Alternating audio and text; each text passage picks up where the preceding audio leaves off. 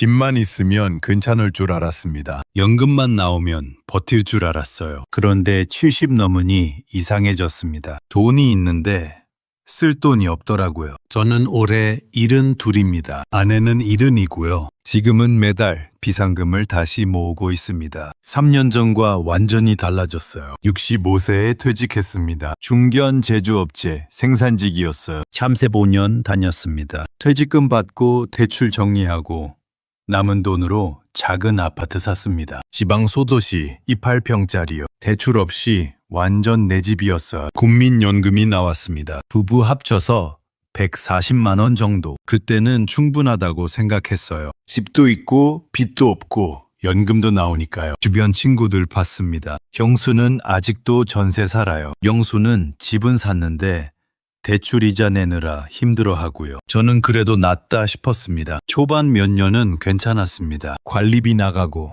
공과금 나가고 식비 쓰고 해도 맞아 떨어졌어요. 아내가 가계부를 썼거든요. 매달 마지막 날 둘이 앉아서 확인했습니다. 140만 원 들어옵니다. 관리비 8만 원, 전기세 4만 원, 가스비 6만 원, 수도세 3만 원, 통신비 6만 원. 이것만 이식 7만 원이에요. 보험료가 25만 원 나갔습니다. 건강보험에 실손보험까지요. 식비는 40만 원 정도 썼어요. 둘이서 먹는 거니까요. 생필품 사고 옷 사고 하면 10만 원. 교통비 5만 원. 경조사비 평균 10만 원. 병원비가 한 달에 8만 원 정도 나갔습니다. 다 합치면 125만 원, 140만 원 들어오고 125만 원 나가면 15만 원 남잖아요. 그거 따로 모았습니다. 비상금 통장이에요. 아내가 그러더라고요. 여보, 우리 이 정도면 괜찮은 거 아니에요? 나도 그렇게 생각했어요. 매달 15만 원씩 남으면 1년에 180만 원이잖아요. 5년이면 900만 원. 뭔가 있으니까 안심이 됐습니다. 그렇게 3년이 지났어요. 60억 8세가 됐습니다. 그때부터 이상해지기 시작했어요. 병원 가는 횟수가 늘었습니다. 저는 혈압약을 먹었어요. 60대 중반부터 혈압이 높아졌어요. 한 달에 한 번 병원 가서 약 타오면 됐습니다. 근데 68 넘어가니까 달라졌어요. 무릎이 아프기 시작했습니다. 계단 오르내리기가 힘들더라고요. 정형외과 갔더니 연골이 닳았대요. 주사 맞고 약 먹으라고요. 잠도 잘 안 왔습니다. 밤에 자다가 깨고 새벽에 일어나고. 내과 갔더니 수면제 처방해줬어요. 소화도 안 됐습니다. 조금만 먹어도 속이 더부룩하고요. 위장약 먹기 시작했습니다. 이가 시렸어요. 치과 가니까 잇몸이 안 좋대요. 스케일링하고 치료하고 했더니 30만 원 나왔습니다. 아내도 마찬가지였어요. 당뇨가 있었거든요. 약 먹으면서 관리하고 있었는데요. 눈이 침침해졌대요. 안과 가니까 백내장 수술하래요. 병원이 늘어났습니다. 내과, 정형외과, 치과, 안과. 한 달에 병원비가 8만 원에서 20만 원으로 올랐어요. 그리고 경조사가 달라졌습니다. 60대 초반엔 주로 결혼식이었어요. 친구 자식들 결혼하고 조카들 결혼하고 축의금 5만 원, 10만 원 내면 됐습니다. 근데 70 가까워지니까 장례식이 늘었어요. 친구들 부모님이 돌아가시고요. 친구들 배우자가 아프고 돌아가시고요. 나중엔 친구들이 먼저 가기 시작했습니다. 장례식은 결혼식이랑 달라요. 조회금도 더 크게 내야 할 것 같고요. 빈소 다녀오면 마음이 무겁습니다. 한 달에 한 번꼴로 경조사가 생겼어요. 평균 10만 원이었는데 20만 원으로 올랐습니다. 명절도 부담이 됐습니다. 자식들이 옵니다. 손주들 데리고 오면 반갑죠. 근데 마음 한편이 무거워요. 장 봐야 하잖아요. 과일, 고기, 나물, 떡. 명절 한 번에 30만 원은 들어갑니다. 손주들 용돈도 줘야죠. 셋이 오면 한 명당 3만 원씩 9만 원 나가요. 자식들한테 손 벌리기 싫어요. 그래서 제가 내는데요. 명절 지나고 나면 통장이 텅 빈 느낌입니다. 돌발 상황도 생겼어요. 보일러가 고장났습니다. 15년 됐으니까 수리가 안 된대요. 교체해야 한대요. 250만 원 나갔습니다. 에어컨도 안 돌아갔어요. 여름인데 더워 죽겠는데 수리비 40만 원. 화장실 변기에서 물이 샜습니다. 부품 갈고 30만 원. 한 해에 이런 일이 서너 번씩 생기더라고요. 가계부를 다시 정리했습니다. 68세 그 해부터요. 수입은 그대로 140만 원. 고장비는 27만 원. 보험료 25만 원. 식비 40만 원. 생필품 10만 원. 교통비 5만 원. 여기까지는 같았어요. 그런데 변동비가 달라졌습니다. 병원비가 20만 원. 경조사비가 20만 원. 명절 손주 관련 월 평균 15만 원. 돌발 수리비 월 평균 10만 원. 다 합치니까 172만 원이에요. 140만 원 들어오는데 172만 원 나갑니다. 한 달에 32만 원씩 부족한 겁니다. 처음에는 비상금에서 뺐어요. 그동안 모아둔 거 있잖아요. 근데 그게 계속 줄어드는 거예요. 1년에 380만 원씩. 3년이면 1140만 원 모아둔 비상금이 500만 원밖에 안 남았습니다. 이 속도면 1년 반이면 바닥이에요. 그때 느꼈어요. 아, 이건 아니구나. 아내한테 말했습니다. 여보, 우리 돈이 자꾸 빠져나가요. 아내도 알고 있었어요. 표정이 어두워졌습니다. 우리 뭘 잘못한 거예요? 아내가 물었습니다. 저도 몰랐어요. 집도 있고 빚도 없고 연금도 나오는데요. 왜 이렇게 힘들까요? 통장 잔고는 있었습니다. 아직 500만 원 있잖아요. 근데 그건 건드리면 끝인 돈이라 손을 못 대는 느낌이었어요. 친구 경수를 만났습니다. 경수도 비슷한 나이거든요. 밥 먹으면서 얘기했어요. 야, 너 요즘 어때? 경수가 물었습니다. 솔직하게 말했어요. 힘들어. 돈이 자꾸 모자라. 경수가 고개를 끄덕였습니다. 나도 그래.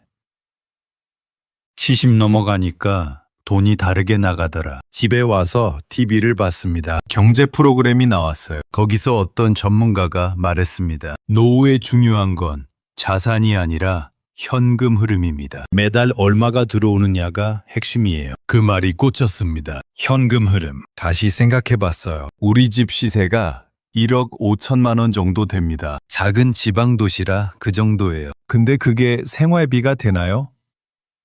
안 되죠. 집은 있는데 매달 쓸 돈이 부족한 겁니다. 노후가 무너지는 건 돈이 없어서가 아니에요. 매달 들어오는 돈이 부족해서입니다. 그걸 그때 깨달았어요. 아내랑 얘기했습니다. 여보, 우리 집 팔까요? 작은 전세로 옮기면 돈이 좀 생기잖아요. 아내가 한참 생각하더니 그러더라고요. 집 팔면 어디 가서 살아요? 전세금도 만만치 않을 텐데. 맞는 말이었어요. 1억 5천짜리 집 팔아도 전세금 1억 내면 5천만 원 남습니다. 그거 가지고 얼마나 버틸까요? 한 달에 32만 원씩 부족한데요. 5천만 원 있으면 13년 정도. 85세까지는 버티겠네요. 그 다음엔요? 아내 얼굴을 봤습니다. 32년 산 집이거든요. 여기서 추억이 다 있는데 집 파는 건 정말 마지막이어야 할 것 같았어요. 비상금 쓸까요? 500만 원 있잖아요. 한 달에 32만 원씩 쓰면 1년 반. 그 다음엔 또 뭐 하죠? 며칠을 그렇게 고민했습니다. 그러다 큰아들한테 전화가 왔어요. 아버지, 요즘 어떻게 지내세요? 괜찮다고 했습니다. 근데 목소리에 힘이 없었나 봐요. 아들이 물었어요. 아버지, 무슨 일 있으세요? 한참 망설이다가 말했습니다. 아들아, 사실은 요즘 돈이 좀 빠듯해서. 아들이 놀라더라고요. 연금 나오시잖아요. 집도 있으시고. 그렇긴 한데 매달 돈이 부족해. 병원비도 들고 이것저것 나가다 보니까. 아들이 한참 생각하더니 그러더라고요. 아버지, 제가 알아볼게요. 주택연금이라는 게 있다는데 한번 확인해 볼게요. 주택연금? 처음 듣는 말이었어요. 며칠 뒤에 아들이 자료를 보내왔습니다. 주택연금 설명 자료였어요. 집을 담보로 맡기는데요. 그 집에 계속 살 수 있대요. 이사 안 가도 되고요. 대신 매달 연금처럼 돈이 나온답니다. 죽을 때까지. 우리 나이, 우리 집값으로 계산하면 월 60만 원 정도 나온대요. 아들 말이 계속됐어요. 아버지, 이거 국가에서 보증하는 거래요. 집에서 쫓겨나는 일은 없어요. 나중에 두 분 다 돌아가시면 그때 집으로 정산하는 거고요. 받은 돈이 집값보다 많아도 자식들한테 청구 안 한대요. 정말이야? 진짜 그런 게 있어? 아들이 은행 상담 예약까지 잡아줬어요. 은행에 갔습니다. 아들이 같이 갔어요. 상담사가 친절하게 설명해줬습니다. 주의할 점도 말해줬어요. 집값이나 금리가 바뀌면 금액이 달라질 수 있대요. 중도에 해지하면 수수료가 나갈 수도 있고요. 가입 조건도 확인해야 한대요. 자식들과도 미리 얘기해 보라고 했습니다. 아들한테 물었어요. 너희들은 괜찮겠니? 나중에 집 못 받을 수도 있는데. 아들이 웃더라고요. 아버지, 저희는 괜찮아요. 두 분이 편하게 사시는 게 더 중요해요. 고마웠습니다. 그날 신청했습니다. 한 달 뒤에 첫 입금이 들어왔어요. 60만 원.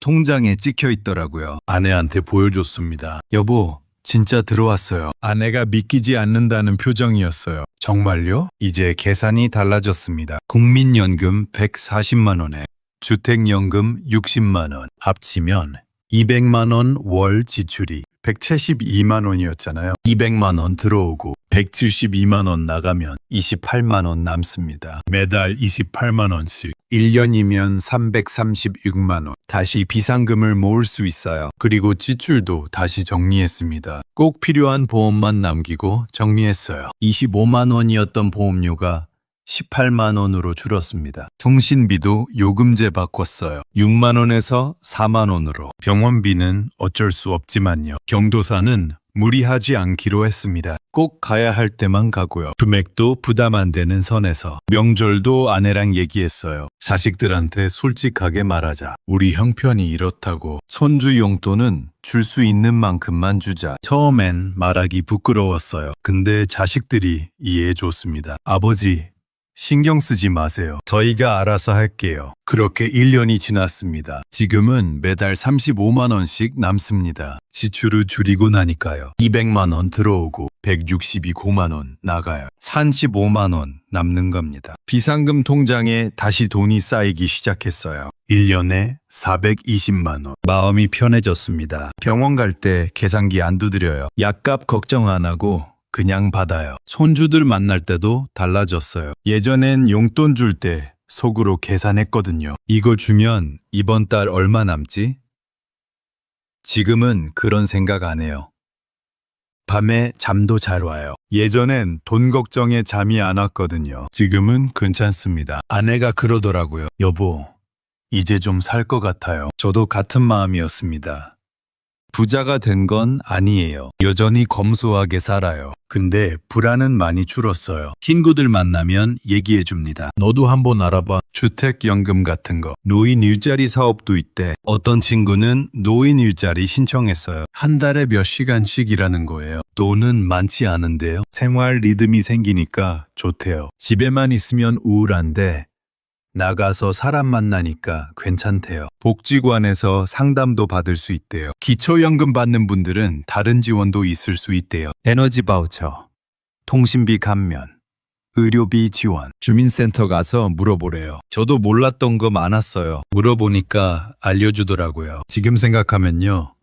제가 착각했던 겁니다. 집만 있으면 괜찮을 줄 알았어요. 연금만 나오면 버틸 줄 알았고요. 근데 중요한 건 총 자산이 아니었어요. 매달 들어오는 돈, 현금 흐름이 핵심이었습니다. 집값이 1억이든 5억이든요. 그게 생활비로 안 돌면 가난한 겁니다. 반대로 집값이 작아도요. 매달 들어오는 돈이 쓰는 돈보다 많으면 버틸 수 있어요. 70세 이후엔 비용이 달라집니다. 의료비가 늘어요. 경조사가 바뀌어요. 돌발 상황이 생겨요. 그걸 미리 알았으면 좋았을 텐데요. 저는 68세에야 깨달았습니다. 혹시 지금 이 얘기 듣는 분 중에요. 비슷한 상황이신 분 계시면요. 한번 점검해 보세요. 매달 얼마가 들어오나요? 매달 얼마가 나가나요? 남나요? 모자라나요? 모자란다면요. 지금이라도 방법을 찾아보세요. 주택연금이 답일 수도 있고요. 아닐 수도 있어요. 본인 상황에 따라 다릅니다. 어떤 분은 노인 일자리가 맞을 수도 있고요. 어떤 분은 지출을 줄이는 게 먼저일 수도 있어요. 복지제도 확인하는 것부터 시작할 수도 있고요. 중요한 건요. 지금 점검하는 겁니다. 나중에가 아니라 자식들한테 부담 주기 싫다고요. 말 안 하고 혼자 끙끙 앓지 마세요. 부모님이 말 안 해서 그렇죠. 통장 잔고보다 매달 생활비가 더 무서운 때가 있습니다. 자식들도 알아야 해요. 부모님 형편을. 그래야 도울 수 있어요. 저는 아들이 먼저 알아봐줘서 운이 좋았습니다. 근데 모든 집이 그런 건 아니잖아요. 부모님 세대분들. 부끄러워하지 마세요. 평생 일하고 자식 키우고 그렇게 사셨잖아요. 도움받을 자격 있어요. 젊은 세대분들. 부모님 통장 잔고만 보지 마세요. 매달 얼마가 들어오고 나가는지 물어보세요. 그게 진짜 현실이에요. 저는 지금 행복합니다. 부자는 아니에요. 근데 불안하지 않아요? 매달 돈이 들어오니까요. 비상금도 다시 쌓이고 있으니까요. 32년 산 집에서 계속 살 수 있으니까요. 이 정도면 충분해요. 노후가 무너지는 건요. 돈이 없어서가 아닙니다. 매달 들어오는 돈이 부족해서예요. 지금이라도 점검하면 늦지 않습니다. 숨통이 트일 방법은 있어요. 오늘 이야기가 도움이 되셨길 바랍니다. 들어주셔서 감사합니다.